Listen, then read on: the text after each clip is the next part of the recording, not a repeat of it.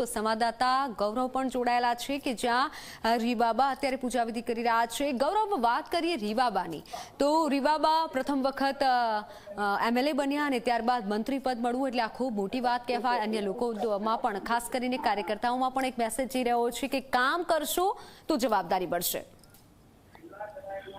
जी बात करिए तो गई काले जे भूपेन्द्र पटेलनी सरकारना मंत्रीमंडळનું વિસ્તરણ થયું, જેમાં જે નવા મંત્રીઓનો સમાવેશ થયો તેમાં જામનગર ઉત્તરના ધારાસભ્ય રીવાબા જાડેજાનો સમાવેશ થાય છે। પ્રથમવાર જ તેમને ભારતીય જનતા પાર્ટી તરફથી ટિકિટ મળી, તેની પ્રથમવાર તેઓ ધારાસભ્ય બને અને માત્ર 3 વર્ષના ટૂંકા ગાળામાં જ્યારે મંત્રીમંડળનું વિસ્તરણ થયું ત્યારે તેમને રાજ્યકક્ષાના પ્રાથમિક, માધ્યમિક અને પ્રૌઢ શિક્ષણનો હવાલો મળ્યો છે। તમે દ્રશ્યો જોઈ શકો છો કે તેઓમાં કુળદેવી જે આશાપુરા છે તેમની પૂજા અર્ચના કરવા માટે હાલ તેમના કેબિનનું હવન ચાલી રહ્યું છે। પૂજા અર્ચના પૂર્ણ કર્યા બાદ તેઓ સત્તાવરથી ચાર્જ સંભાળશે। તેમના પરિવારના સભ્યો તેમની સાથે ઉપસ્થિત છે અને વાત કરીએ રીવાબા જાડેજાના જે હસબન્ડ છે રવિન્દ્ર જાડેજા કે જેઓ ક્રિકેટમાં ઓલરાઉન્ડરમાં ટોપ ઉપર છે, તેઓ પણ અત્યારે હાલ હાજર છે। એટલે કહી શકાય કે આજે ધનતેરસનો શુભ દિવસ છે અને શુભ દિવસમાં 12:39ના શુભ મુહૂર્તમાં ચાર્જ દેવા માટેનો તમે સમય પસંદ કર્યો। તો દ્રશ્યો તમે જોઈ શકો છો કે જે રીવાબા જાડેજા છે તેઓ પોતે જે કેબિનમાં બેસવાના છે, જ્યાંથી તેઓ રાજ્યકક્ષાની જે તેમનો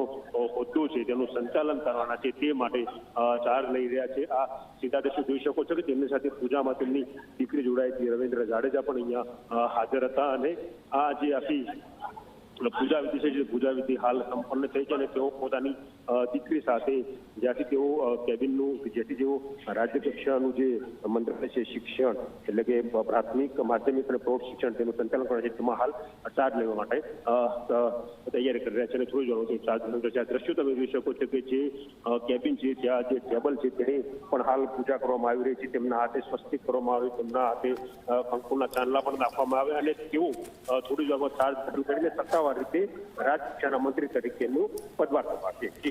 બિલકુલ બિલકુલ, આભાર માહિતી બદલ। ત્યારે પદભાર અત્યારે મંત્રીઓ સંભાળી રહ્યા છે, પૂજાવિધિ થઈ રહી છે, ખૂબ મોટી જવાબદારી જે અપાઈ છે તમામ મંત્રીઓને। હવે આગળ એ જોવાનું રહેશે કે આ મંત્રીઓ પોતાની જવાબદારી કેવી અને કઈ રીતે નિભાવે છે। મહત્વનું છે કે તમામ જે લોકો છે તેઓની આશા પણ હવે વધી જતી હોય છે। ત્યારે શુભ દિવસ છે આજે ધનતેરસનો, આજનો દિવસ તમામ મંત્રીઓ માટે પણ શુભ નીવડ્યો છે। પૂજાવિધિ સાથે પોતાનો પદભાર મંત્રીઓ સંભાળી રહ્યા છે।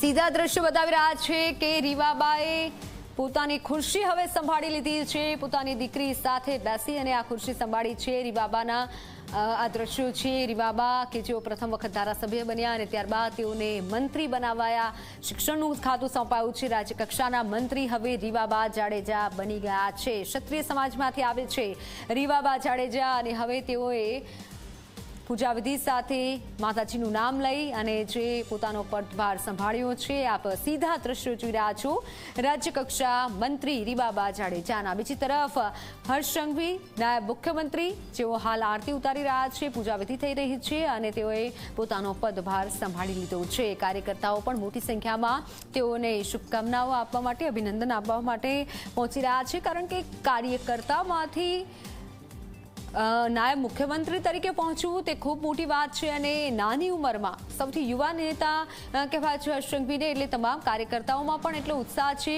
પ્રેરણારૂપ આ વાત કહી શકાય।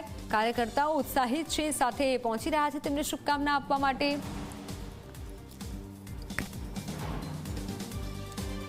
હર્ષ સંઘવીએ વિધિવત રીતે ચાર્જ સંભાળી લીધો છે, હાલ તેઓ આરતી કરી રહ્યા છે અને ગાંધીનગર ખાતે તેઓ પૂજાવિધિ પણ કરી છે।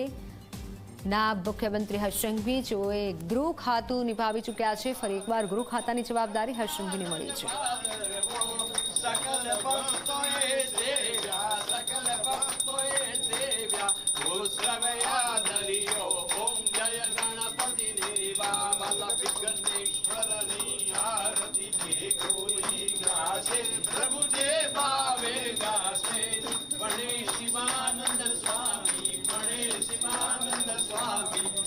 संपत्ति दासे ओम जय गणपति देवा कर्पूर गौरम करुणावतारम संसार सारम भुजगे संसार सारम भुजगेन्द्रहारम वसंतम हृदयारविंदे भवम भवानी सहितं नमामि मंगलम भगवान